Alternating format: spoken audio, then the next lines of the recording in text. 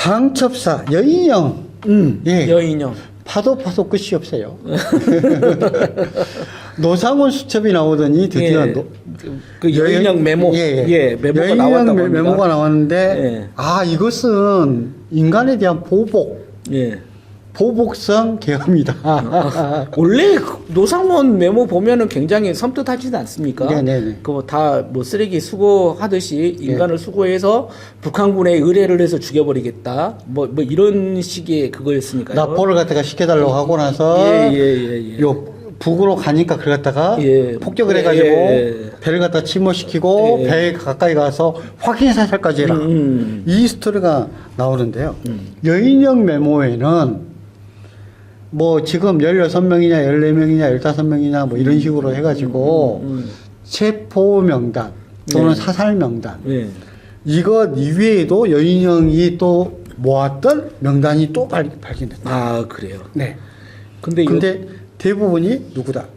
이재명 측근. 이재명 측근. 네네네. 예. 첫 번째는 이제 김현지 보좌관. 김현지 보좌관. 네네네. 네. 그다음에 강의원이라고 더민주혁신회의 이제 고문. 예. 네. 있고요. 예. 그다음에 정무조정실장인 정진상. 예. 정진상이라든지 뭐 이 사람들은 검찰에서 엄청 막 공격해가지고 파고 막 맞습니다. 예. 김용하고 같이 예. 했던 분이고 사실은 이제 강의원 씨나 김현재 씨는 이제 모르는 사람들도 있을 수 있어요. 네. 강의원은 이제 한마디로 말하면 그 이재명 예. 아마 도지사 시절에 예. 그 스카웃을 해서 네. 이게 굉장히 중용을 했고 이게 사실은 강의원 고문이 기본소득의 어떤 그 정책이 있었기 때문에 예. 광주에서 기본소득에 대한 틀을 짜가지고 성공을 시키고 네. 농촌 특히나 기본소득에 관심이 많았어요. 그래서 경기도 올라가서 네. 거기서도 농촌 기본소득을 확립시킨 사람이죠. 네네네. 왜냐면 이재명의 오른팔이라고 볼 수 있었죠.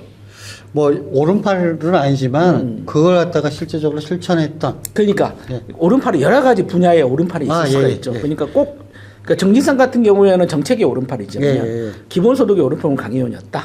뭐 이렇게 볼 수 있는 거죠. 정무조정실장이니까. 예. 그러니까 한마디로 이재명 실에 있는 모든 사람을 갖다가 다 털어가지고 하려고 했었다. 그러니까 하여튼 여인형 메모로 우리가 알 수 있는 것은 이 여인형 이 방첩사령관이 뭔 개인적인 원한이 있어서 그랬겠습니까? 위에서 본인도 지시가 내려오니까 이렇게 시키니까. 만들었겠죠. 그러면 윤석열의 이 악마성, 그러니까 타자에 대한 악마를 시킨 거죠. 이 사람들은 악마인 거예요. 그냥 나를 위해서 죽여줘. 이런 지시가 내려왔다고 추정해 볼 수 있는 거죠. 그리고 이제 뭐 그런 거 있지 않습니까? 김대중 대통령이 요 전두환에게 이제 이렇게 해가지고 고문당하지 않았습니까? 근데 혼자만 고문합니까? 아니잖아요. 밑에 있는 비서관들 다 잡아가지고 그렇죠.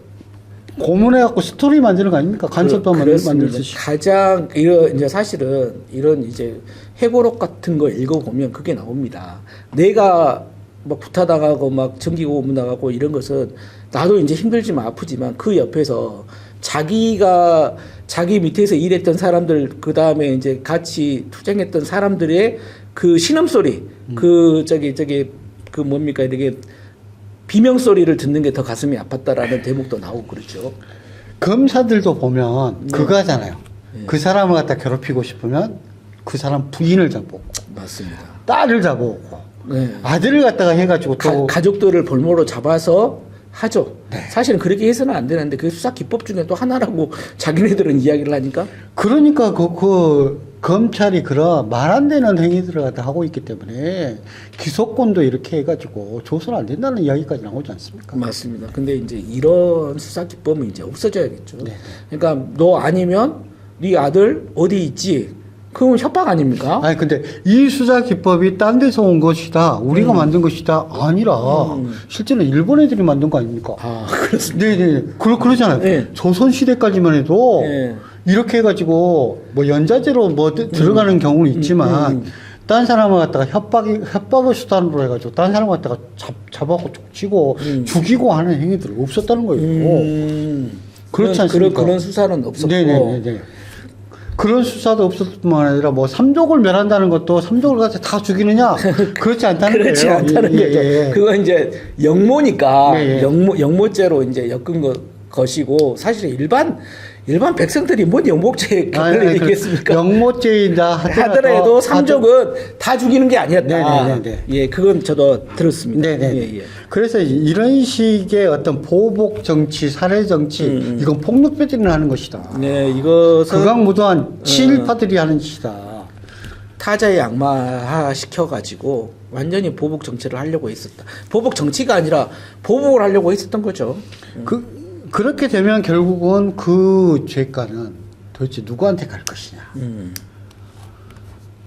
제가 보기엔 탄핵 심판이 끝나고 그리고 나서 형사재판이 시작되면 거기에 대해서 천배만배가 아니라 100분의 1, 1000분의 1만 하더라도 제가 보기에는 사형시켜야 된다. 이렇게 생각을 합니다. 그렇게 보시는군요. 네. 예, 그날까지 한번 보도록 하겠습니다. 예.